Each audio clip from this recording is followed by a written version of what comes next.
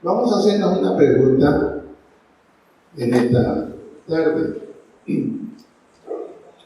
¿Cómo funciona la gracia? ¿Qué es la gracia? ¿Cómo se mueve en nuestra vida? Tenemos algunas ideas interesantes acerca de este tema. Y es que la gracia es la máxima expresión de Dios con sus hijos. La máxima expresión de Dios con sus hijos. Veamos lo siguiente.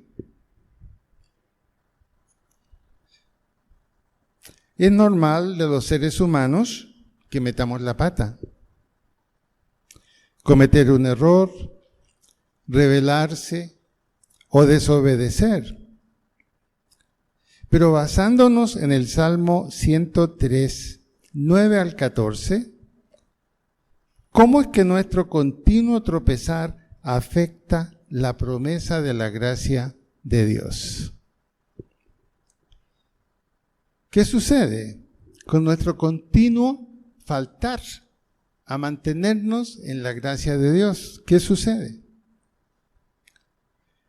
Puede que algunos días a lo mejor tú y yo nos sintamos más como un indigente que como un privilegiado hijo de Dios. Nos falta el día en que nos levantamos y nos lamentamos de nuestra situación, nos lamentamos de lo que nos sucede, nos lamentamos de no tener a veces lo que necesitamos. Ahora puede que algunos días nos sintamos así. En esos momentos no tenemos que buscar algún tipo de ayuda que no sea la ayuda de Dios. En otras palabras, volver a abrir las Escrituras. Volver a abrir lo que dice la Biblia, porque la Biblia vuelve a recordarme quién soy yo. Y la Biblia me dice, no eres un indigente, no estás solo. Dios tiene un plan contigo. Confía y sigue adelante. Esa es la expresión de la gracia. Pero la gracia la conocemos, la vivimos cuando estamos en contacto con la palabra de Dios. A lo mejor nos gustaría tener una especie de examen a ver cómo estamos en la gracia. No sé si les gustaría un examen. ¿Sí? Bueno, es muy sencillo. Si quieren pueden anotar esto en algún papel. Lo siguiente, Romanos 8:1. El examen, al hacerlo en Romanos 8:1, ¿qué pasa conmigo? ¿Cómo están las cosas? ¿Por qué no me va bien? La respuesta que nos da el Señor es, has sido adoptado. Y si eres un hijo adoptado, espera pacientemente la manifestación del Señor. Efesios 2:13. A veces no tenemos aquellos días en que no nos valoramos a nosotros mismos.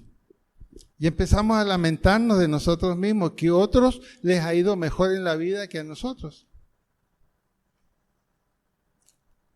Tengo una persona que vive en España. Y yo le dije, tengo la impresión que tú estás caminando en negro. Y me dijo, sí, todo lo veo negro. Y tuvimos tiempo de conversar y ella reconoció que la palabra de Dios volvía a darle el ánimo que había perdido, que Dios no está alejado de ella, sino que Dios tiene un tiempo para darnos respuestas en nuestra vida. Dios tiene un tiempo. Colosenses 1:13. Lo pueden anotar. Les sugiero que lo anoten solamente. Y después lo pueden leer en su casa. Colosenses 1:13. Una palabra del Señor fuerte. Cuando estamos desanimados, en Colosenses nos dice, eres justificado. Estás justificado. No hay nada contra ti de mi parte. Es lo que Dios está diciendo en ese versículo. Por eso que este es un examen, un autoexamen para ver si estamos en la gracia o no estamos en la gracia. Hebreos 10:14. ¿Qué nos dice allí en Hebreos 10:14? Cuando a veces pensamos que Dios ya no nos escucha, que el teléfono con Él ya no funciona, que llamamos y parece que nadie contesta. Y nos sentimos solos. Nos sentimos solos. Bueno, ¿y dónde está Dios? ¿Dónde encuentro a Dios? En Hebreos 10:14, la Biblia. ¿Qué dice allí? Mira, tranquilo, estás cerca de Dios. Los versículos dicen literalmente lo que les estoy diciendo. Estás cerca de Dios. No pienses que estás lejos de Dios. Dios no se ha separado de ti. Dios no se ha apartado de ti. Él está allí cumpliendo su promesa. He aquí yo estoy con vosotros todos los días, hasta el fin del mundo. Hebreos 13:5. Cuando ustedes ya lean en su casa ese versículo, van a ver las mismas respuestas que yo le estoy dando, porque así lo dice en la Biblia. Hebreos 13:5. ¿Será que Dios me va a escuchar? ¿No estará Dios demasiado ocupado? A veces nos alegramos cuando escuchamos muchos testimonios de una persona y decimos, pero ¿cómo lo escucha tanto a él o a ella? Y yo hace rato que estoy pidiendo y como que no pasa nada. Vamos a la Biblia a ver si estamos pensando correctamente o no. Y en Hebreos 13:5 dice, tienes acceso a Dios en cualquier momento. Tienes acceso a Dios en cualquier momento. Clama a mí y yo me quedaré callado. ¿Qué dice? Y yo te responderé. Y yo te responderé. No tenemos por qué sentirnos que estamos alejados de Dios. Pero cuidado, a menos que hayamos cometido un pecado. Si hemos cometido un pecado, la gracia de Dios se frena. Y Dios espera que nosotros reconozcamos qué está pasando para corregir la situación. Romanos 8:15. ¿Será que me voy al cielo? Esta es una pregunta que a veces la gente personalmente me hace. Yo no sé si me voy al cielo o si me voy al infierno. Porque a veces hago las cosas mal. Otras veces las hago bien. ¿Qué pensará Dios de mí? ¿En qué lado me pondrá? ¿Qué dice la respuesta bíblica? En Romanos 8:15. Estás muy lejos, más allá de la condenación. Estás muy lejos de la condenación. Si tú has aceptado mi palabra, si estás viviendo de acuerdo a lo que yo te pido, nunca pienses que estás condenado. Pero a veces, debilidades en nuestra propia vida, cosas que hacemos que no deberíamos hacer o pensar, son las que nos hacen pensar, bueno, ¿y quién pensará Dios conmigo? ¿Será que cambió el concepto mío? ¿Será que no me está mirando con buenos ojos? Y nos encontramos con la gran sorpresa que la gracia de Dios no cambia cuando buscamos la respuesta en Él. Cuando buscamos la respuesta en Dios, inmediatamente la gracia de Dios toma lugar en nuestra vida. Efesios 2:18. Los que ya tenemos cierta edad y cuando pensamos en la vida cristiana y en Dios, inmediatamente pensamos esto. ¿Será que algún día voy a quedar abandonado? Nadie está dispuesto a vivir con viejos. Esa es la política hoy. Y uno piensa, ya la edad que tengo, ¿será que alguien querrá estar conmigo de mi propia familia? Porque hay familias en que se han dispersado. cristianas y no cristianas. ¿Ha pensado alguna vez en la posibilidad que va a quedar abandonado? Yo le apuesto que sí.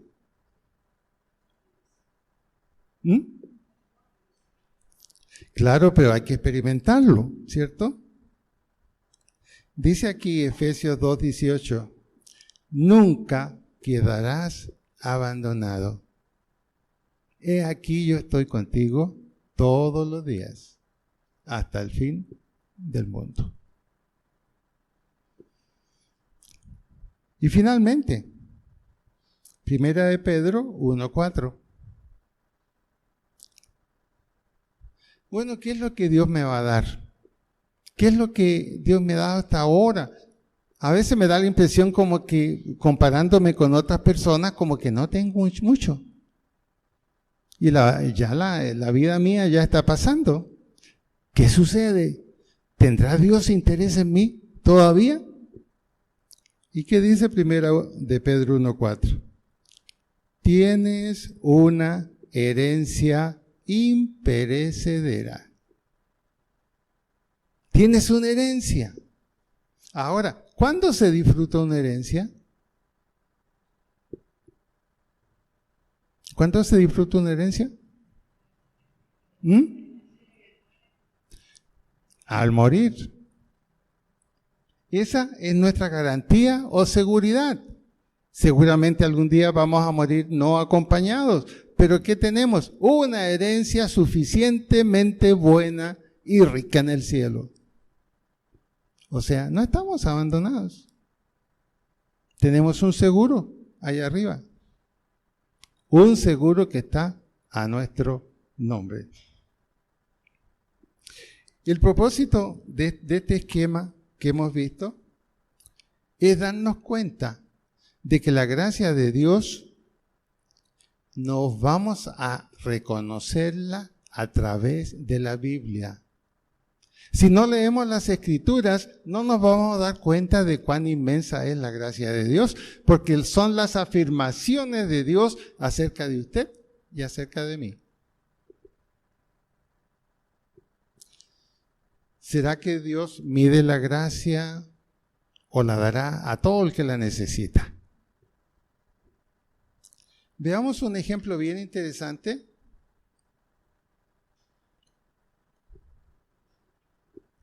Lo encontramos si me ayuda usted en la lectura, lo encontramos en Lucas 7, 36 al 50. Lucas 7, 36 al 50. Uno de los fariseos rogó a Jesús que comiese con él, y habiendo entrado en casa del fariseo, se sentó a la mesa. Entonces una mujer de la ciudad, que era pecadora, al saber que Jesús estaba a la mesa en casa del fariseo, trajo un frasco de alabastro con perfume, y estando detrás de él a sus pies, llorando, comenzó a regar con lágrimas sus pies, y los enjugaba con sus cabellos, y besaba sus pies, y los ungía con el perfume. Cuando vio esto el fariseo que le había convidado, dijo para sí: si fuera profeta, conocería quién y qué clase de mujer es la que le toca, que es pecadora. Muy bien. ¿Qué es lo que está pasando acá? Acá podemos conocer cómo es el corazón de Jesús, cómo manifiesta la gracia, ya en un sentido real. ¿Cómo era esta mujer? Primero, ella no pertenecía al hogar del fariseo. Quizás no había sido invitada como habían sido invitadas otras personas muy importantes a estar allí con Simón. Simón era un judío cabal, es decir, un judío orgulloso de ser judío. Por lo tanto, hacía muchas diferencias sociales. Su hogar, el escenario para un fino banquete. Era el anfitrión de una celebridad, de un amigo de él, político muy importante. Y Simón quería que todo marchara sin complicaciones. ¿Y qué pasó? Nadie se dio cuenta y se coló una mujer. Vio la puerta abierta, vio el ruido y dijo, aquí entro. Interrumpió la conversación en la cena. Ya todos comenzaron a poner atención en esa mujer. Hizo que las cabezas se volvieran hacia ella. Hizo que repitieran susurros por toda la habitación. ¿Quién es esta? ¿Quién la invitó? Miren, no viene bien vestida, sucia. ¿Cómo es posible? ¿Quién metió la pata? Y la mujer escuchando eso también, lo que se decía. Una vez estuvo poseída por demonios esa mujer. Dicen que era ramera. Comentarios que estaba haciendo la gente para explicar por qué estaba ahí. Dicen que era ramera. Mírenla, ni siquiera se ha puesto un velo y ha entrado aquí con el rostro descubierto. Simón, el dueño, estaba escandalizado porque su fiesta se estaba echando a perder. Y mientras tanto, él trató de hablar con la mujer para ver si podía sacarla. Pero cuando la fue a buscar, aunque no era un sector demasiado grande, vio que esa mujer llorando ungía los pies de su más grande invitado, Jesús de Nazaret. Y dijo, pero ¿qué está haciendo esta mujer? Llorando a los pies de mi invitado, Jesús. ¿Cómo es posible que tome esas libertades si no puede tocar a un profeta, a un hombre de Dios, sin su permiso? No estaba impactado por su reputación, pero sí estaba impactado él por la valentía de esa mujer. Y se dio cuenta que Jesús no la rechazó en ningún momento. Al contrario, Jesús sonreía cuando la mujer estaba tomada de sus pies, con sus lágrimas lavó sus pies y con su pelo secó sus pies. Consecuencia, Jesús le tendió la mano. ¿Qué pensaron todos los invitados cuando el invitado principal se levanta y toma la mano de la mujer? Una mano que a lo mejor nunca se la había lavado. Y le dijo, hija, tus pecados te son perdonados. Terminó todo, terminó la fiesta. La mujer dejó la casa de Simón con paz en su corazón, luego de experimentar la gracia de Jesús. Eso es experimentar la gracia de Jesús, lo que pasó con esa mujer.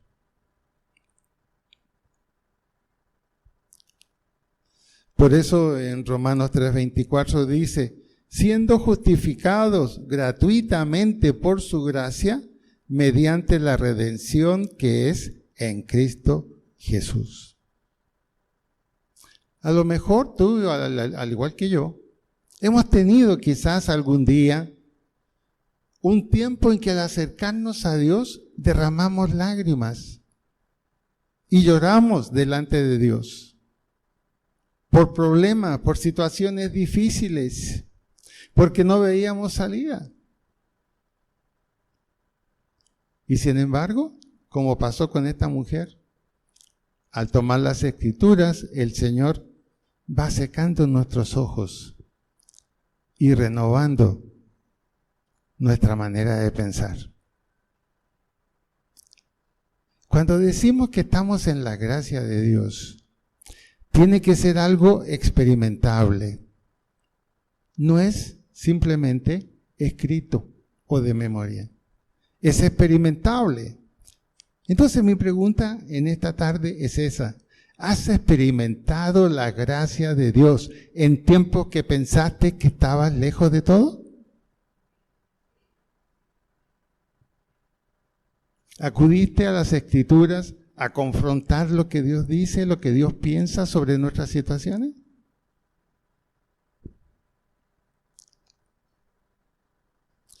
¿Cómo funciona la gracia? Hay una experiencia aquí que encontré de un pastor en Estados Unidos que cuenta lo siguiente. Dice él: algunas veces doy dinero al final del sermón. Es en Estados Unidos. No para pagar a los oyentes, aun cuando de pronto más de alguno puede pensar eso, sino para recalcar un punto. Ofrezco $1 a cualquiera que quiera aceptarlo. Dinero regalado, un obsequio. Invito a cualquiera que desee el billete que pase y lo tome. Imagínense esa situación en una iglesia y el pastor está haciendo eso. La respuesta, dice él, es previsible. Una pausa, todos quedan pensando, todos piensan. Un restregar de zapatos, me paro, no me paro, voy, me lo ofrezco, lo que están ofreciendo, ¿lo tomo o no lo tomo?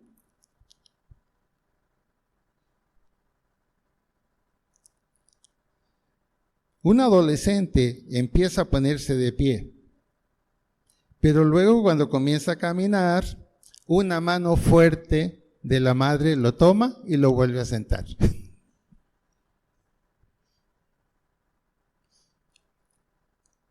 Por último, algún alma valiente o empobrecida se pone de pie y dice: yo lo tomo. Le entrego el billete y esta es la aplicación que yo hago. ¿Por qué no aceptaron mi oferta? Yo no puse ninguna condición para entregar el billete de $1. Era simplemente que usted viniera, se parara y lo tomara. Algunos dicen: no, es que nos sentimos muy abochornados, ¿cómo nos vamos a parar delante de toda la gente a decir, este es el billete que yo necesito? Algunos dicen que el dolor de pararse por $1 no valía la pena y quedar mal con la gente. Otros temen una trampa o un truco. Y hay también quienes tienen muy gorda la billetera y no necesitan $1. ¿Qué es $1 para quien tiene cientos? Entonces, como corolario, surge la pregunta obvia: ¿por qué la gente no acepta lo que es un regalo? En una situación como esa, una reunión como esta, que yo hubiera hecho eso, ¿por qué no? ¿Qué es lo que sucede? En el caso, por ejemplo, de cuando presentamos a Dios, que gratuitamente quiere tomar nuestra vida, es igual. Cuando usted habla de Cristo, es como ese pastor que está ofreciendo no $1, quizás $1,000 cuando está hablando. Y va a encontrar esas respuestas.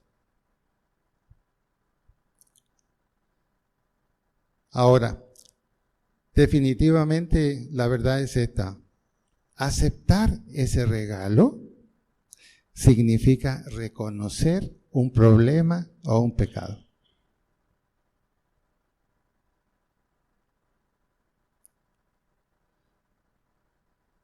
Ustedes pueden pensar a lo mejor como esos hombres que estaban allí, según el pastor.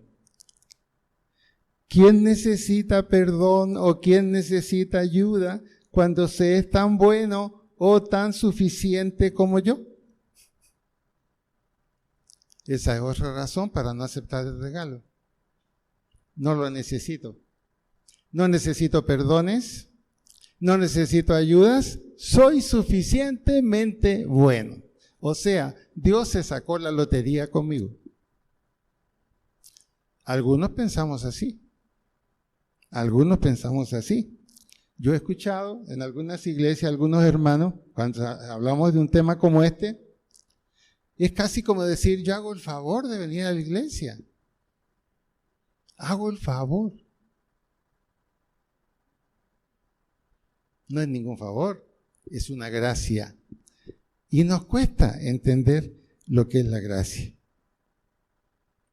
Y luego el pastor le contó una historia a la gente que había sido vivida por él. Esta iglesia estaba en Las Vegas. Y él estaba listo para entrar a la iglesia, cuando en eso se detuvo un carro al frente de la puerta de la iglesia y se bajó un hombre bien vestido. Se notaba que tenía una muy buena situación.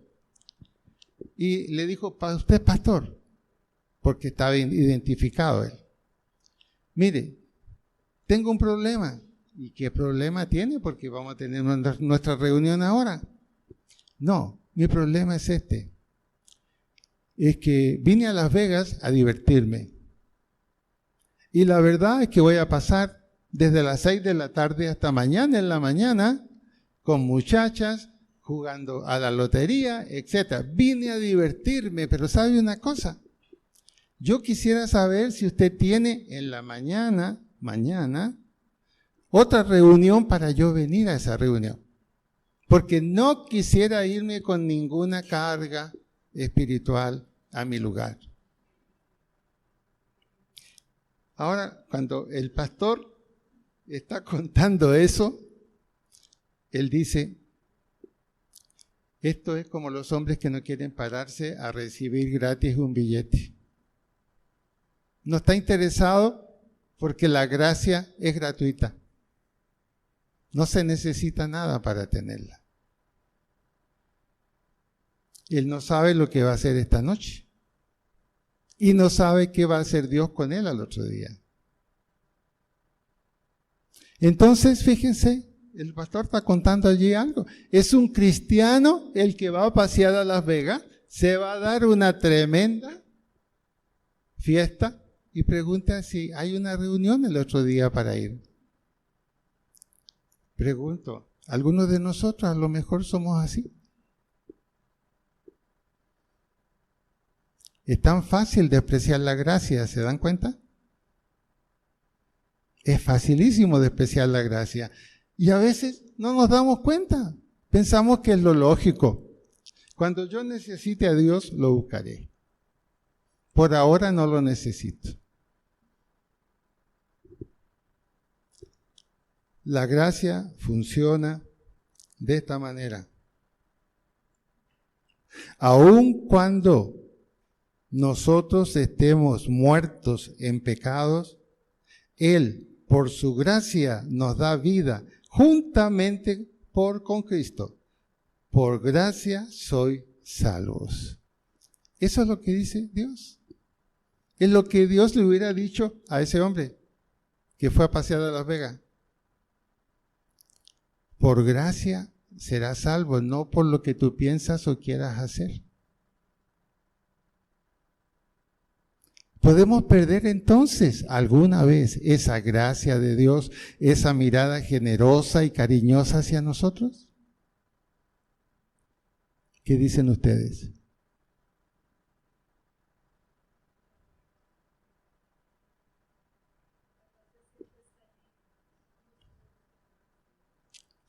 Exactamente, dilo más fuerte. La gracia siempre está aquí y está allí y allá.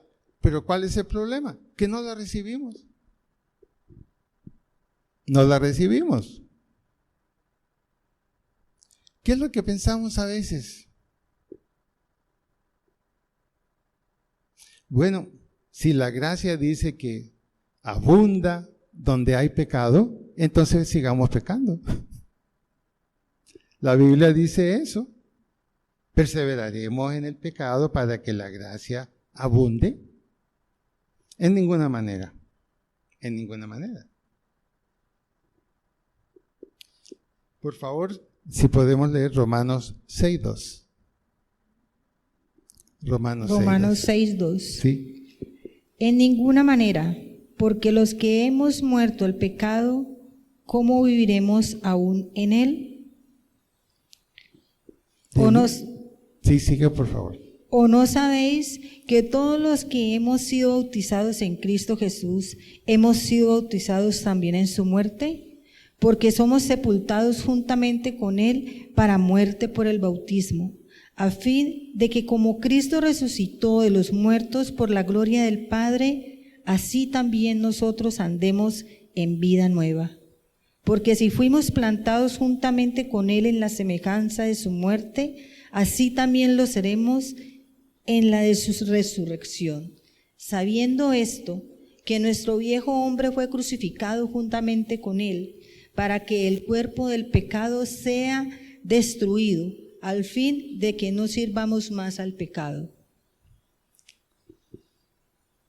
Pongamos eso ahora en otras palabras más directas. Contestemos poco a poco a lo siguiente. Tal vez no pequemos para que Dios nos dé gracia. Si la gracia abunda donde hay pecado, no pequemos para que abunde la gracia. Ese no es el camino. A veces los cristianos justificamos nuestro comportamiento para seguir adelante con nuestros propios deseos. Es lo que Pablo dice. Usan la gracia para beneficio personal, pero no les servirá de nada.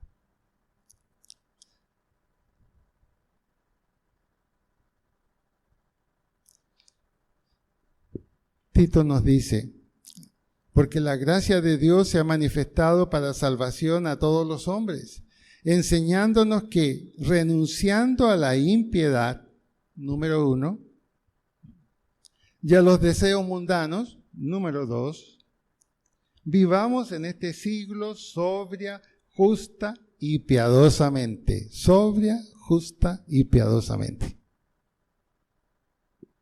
¿Alguna vez cometemos un pecado en la noche sabiendo que confesaremos a la mañana siguiente?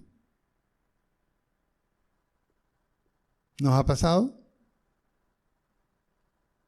Yo creo que sí, a todos. Hemos cometido el error. Y hemos dicho, el Señor es grande en misericordia. Mañana hago un ayuno y me pongo a paz con Él. No funciona, hermanos. No funciona así. ¿No? Por eso que debemos estar donde debemos estar, debemos ir donde debemos ir y debemos hacer lo que tenemos que hacer. No hay otra forma. No hay otra forma. Por eso a veces algunos creyentes podemos entrar en algo sin regreso. Pensémoslo de esta manera. El pecado nos pone en prisión, nos aprisiona, nos sentimos en prisión. El pecado no significa sentir libertad o vivir en libertad, no. Es vivir escondidos dentro de lo que somos. El pecado muchas veces nos encierra. ¿Y en dónde nos encierra? Detrás de las rejas de la culpa. No podemos evitar la culpa cuando pecamos. Por muy sinvergüenza que seamos, y yo el primero, no podemos, no resulta. Como aquel hombre en la Biblia, mi pecado está siempre delante de mí. Pero también siempre delante está la gracia. Y a veces podemos ser como los que estaban en la fiesta con Simón. Todos hubieran querido acercarse a Jesús, a recibir algo de Él, pero ¿por qué no se acercaron? ¿Por qué no quisieron tomar la gracia que estaba allí al lado de ellos? Porque no estaba de acuerdo con lo que pensaban. ¿Cómo voy a quedar mal delante de mis colegas? Y Simón, si ustedes vuelven a leer eso, se quedó calladito. Y sorprendido de que Jesús tomó a esa mujer como un igual y le dijo, tus pecados te son perdonados. Eso es lo que hace la gracia de Dios. No hay ningún pecado que no pueda perdonar, excepto la dureza de corazón y el no reconocimiento del pecado.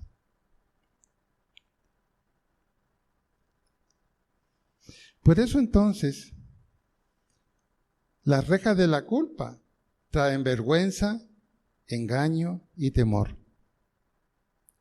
El pecado no hizo nada, sino encadenarte o encadenarme a la muralla de la miseria. Y en ese momento vino Jesús, pagó nuestra fianza, cumplió nuestra condena, satisfizo nuestra pena y nos libertó. Esa es la expresión de la gracia. Esa es la expresión de la gracia. En otras palabras, dice la Biblia, no tienes por qué andar cargando a tus espaldas con algo que te está quitando la alegría y la vida en Cristo. No tienes por qué. La gracia de Dios está disponible si agachas la cabeza y reconoces tu falta. Así funciona la gracia de Dios. Sin embargo, siguiendo con el ejemplo de que como que caemos en una prisión, alguien tiene que pagar por eso. Bien seas tú, alguien de tu familia tiene que pagar la penalidad. No puedes salir de la prisión a menos que haya pago. Pero ese pago, ¿dónde ocurrió? Amén. Ese pago ya ocurrió en el Calvario. Y cuando Jesús murió, moriste a la autoridad del pecado sobre tu vida y eres libre. ¿Y por qué no experimento la libertad? ¿Cuál será la razón que no experimento la libertad? ¿Cuántos de nosotros tenemos una canción pero especial? Tropecé 2 veces en la misma piedra. ¿La ha cantado usted? De Julio Iglesias, ¿no? Muy buena. Bueno, en la vida cristiana de pronto, si no tomamos en serio la gracia de Dios, vamos a estar diciendo eso. Tropecé y tropecé y tropecé. Allí donde tiene que expresarse el amor y el interés de nuestros hermanos cristianos, que tengan la valentía de venir a verme. Mira, estoy interesado en ti. ¿Sabes una cosa? Te lo digo directamente. Estás metiendo las patas. ¿Cuándo las vas a sacar?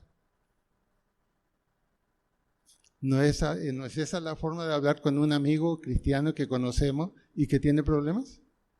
¿Pero por qué no lo hacemos? ¿Por qué no lo hacemos? Jesús en la casa de Simón no siguió ninguna norma de conducta. Hizo lo que él dijo que debía hacer. Y eso es lo que a veces nos falta a nosotros. Vemos a veces hermanos creyentes que están cayendo. Están en otras cosas, están donde no debieran estar. Y lo sabemos y lo vemos. ¿No deberíamos otra vez ponerle la gracia de Dios en sus manos y que tome una decisión? Jesús no tuvo reparos en hablar con quien tenía que hablar. Hoy, más que nunca. Y yo creo que tenemos que hacer un cambio, estimado hermano.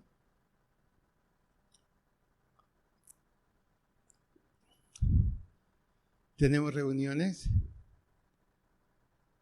nos juntamos entre nosotros. Tenemos chat entre nosotros. ¿Y quiénes son los que necesitan conocer la gracia de Dios?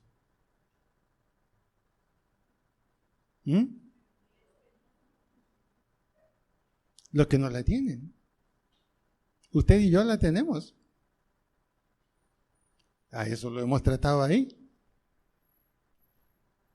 ¿No será que tenemos que cambiar un poco el enfoque? Ya es suficiente bueno cuando nos reunimos aquí todos nosotros. una vez a la semana.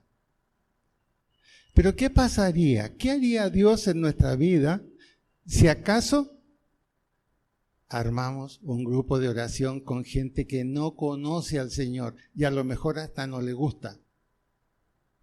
¿No será eso lo que tenemos que hacer?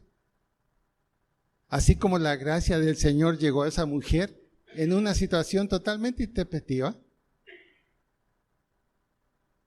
¿no será que tenemos que cambiar de dirección en lo que hacemos?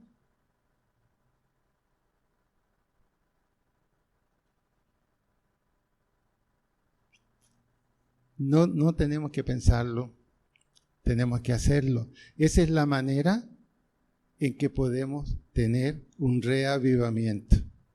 El reavivamiento significa incorporar gente que no conocía a Dios. Y eso nos da a nosotros una nueva fuerza en lo que estamos haciendo también.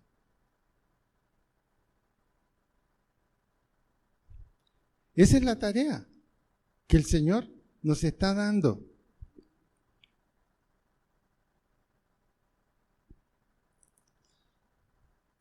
Finalmente, nos dice aquí, no importa qué cargo se te impone. Date cuenta de esto. Cristo ha ocupado tu lugar. No hay necesidad de que sigas con temor o con miedo. ¿Has oído alguna vez de un prisionero puesto en libertad que quería quedarse en la cárcel? Hemos oído a veces de algún hermano cristiano que cayó en el problema, cayó en la cárcel, es una forma de decir, ¿no?, que estaba en la cárcel. Y decía, estoy muy bien aquí, no quiero salir. Imposible, ¿cierto? Si he caído en la cárcel, lo que más deseo es salir. Y el pecado es una cárcel. ¿Cómo salir de esa cárcel?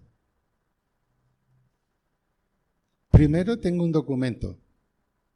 El Señor Jesucristo pagó por mí, murió por mí, me dio su Espíritu Santo, me dio su gracia y me levantó y me llamó hermano e hijo de Dios. No estoy en ninguna cárcel. Ya salí. Pero, ¿y los que no han salido todavía de la cárcel, qué voy a hacer por ellos? ¿Qué voy a hacer por ellos? Esa es la tarea, si entendemos bien qué es la gracia. Esa es la tarea que nos toca. Salir hacia afuera. No solo en una marcha. Salir hacia afuera. Y formar un grupo de oración, pero no con gente de acá, sino para traerla acá. Y que podamos decir, soy un padre espiritual, tengo estos discípulos. Soy una madre espiritual, tengo estas discípulas. Personas nuevas que comienzan a conocer al Señor. ¿Es fácil o difícil?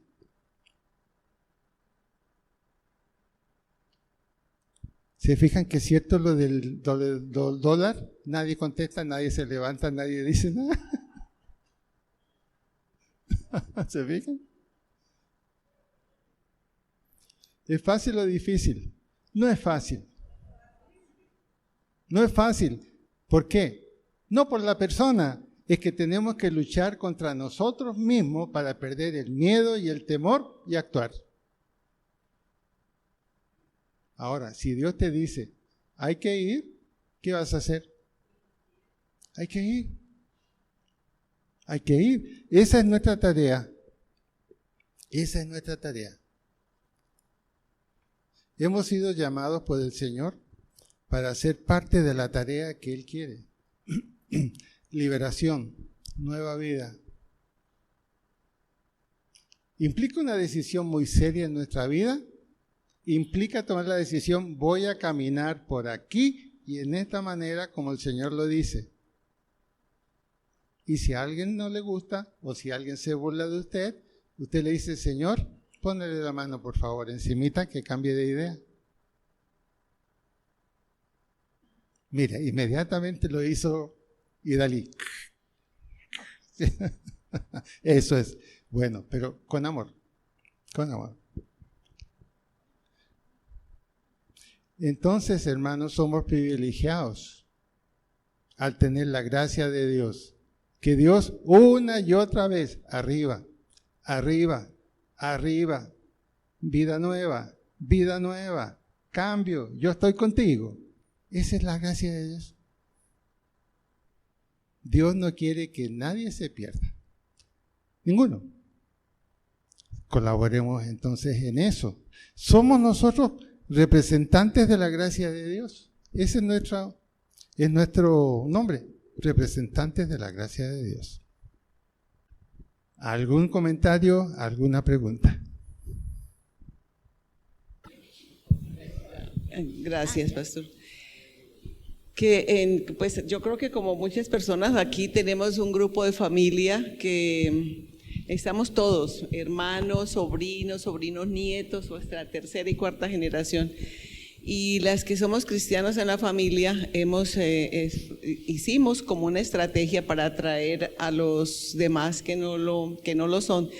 Los primeros que hicieron la reacción fue unos sobrinos inmediatamente se salieron del grupo de familia.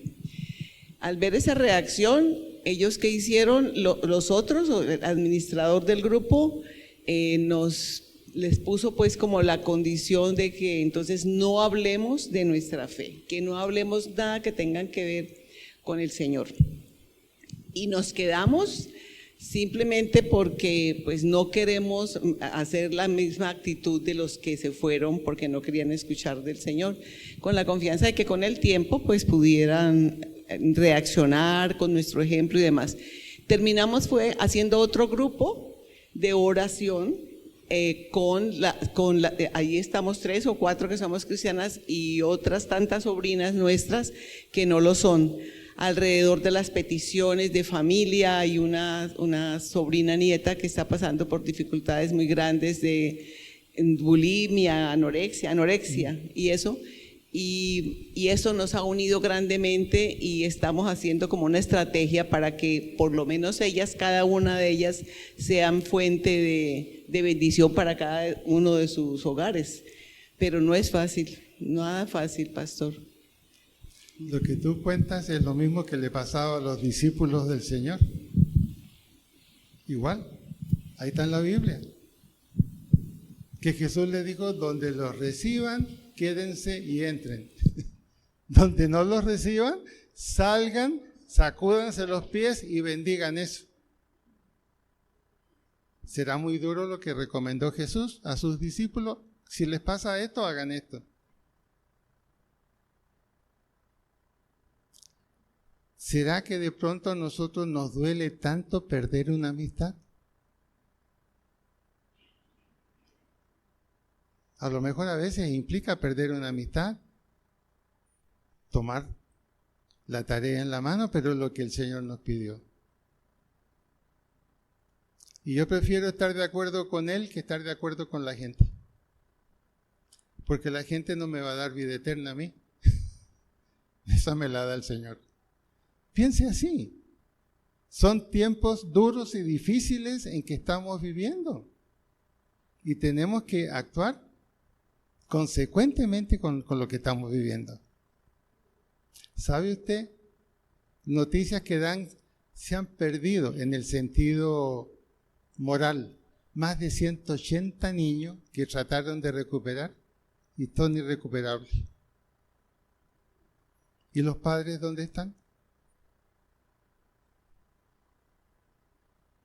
¿Quién va a ir a buscar padres que no están bien y para ayudarlos? ¿Quién lo va a hacer? Nosotros tenemos que hacerlo.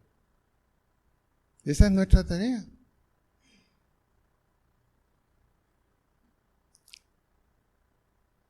Todos quisiéramos tener una vida cómoda,